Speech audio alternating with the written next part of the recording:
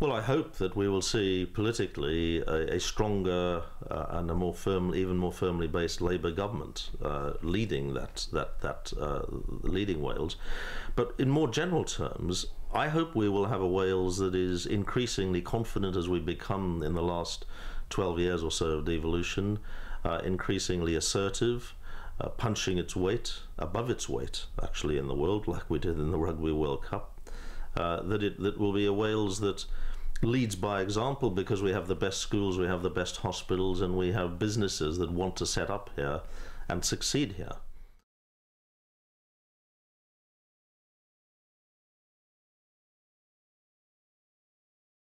I don't accept that those objectives weren't delivered.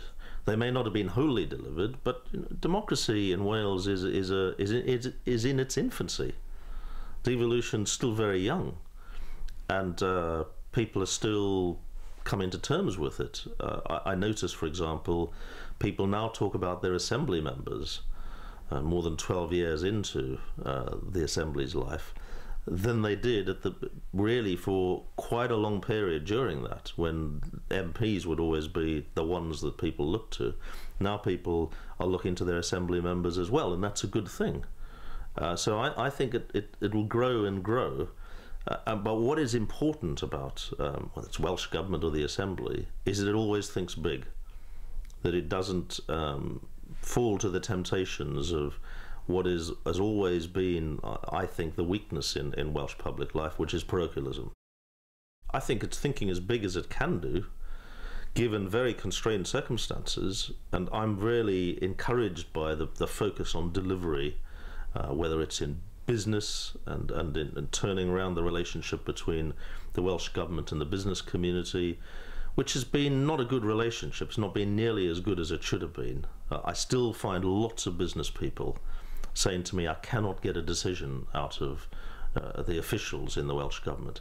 Now, I think Edwina Hart has really grabbed that by the scruff of the neck. I mean, she's a tough minister, and that's what we needed. And people in the business community are pleased by that, because there's been a sort of sclerosis in the system that's a hangover from the old Welsh office, that, the in-tray piles up and you deal with that as it were, as and when you can as a civil servant. Whereas what somebody with a good idea or an opportunity to bring in an outside investor wants is a quick decision, and they should be getting it.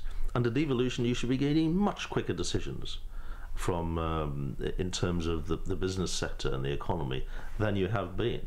But I'm sure, in fact I know, that both Edwina and Carwyn are determined to deliver that. What I want to see is the best of the civil service spread across the whole animal. A can-do attitude rather than a can't-do attitude.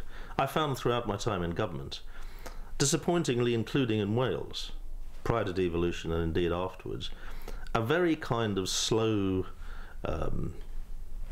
shuffle the paper around, processy attitude to government, rather than I want to make a difference like the minister does, and I'm going to go out and support the best schools, support the best hospitals, and above all support business activity and new ideas, and get those grants through quickly and meet that new inward investor and drive through that planning decision.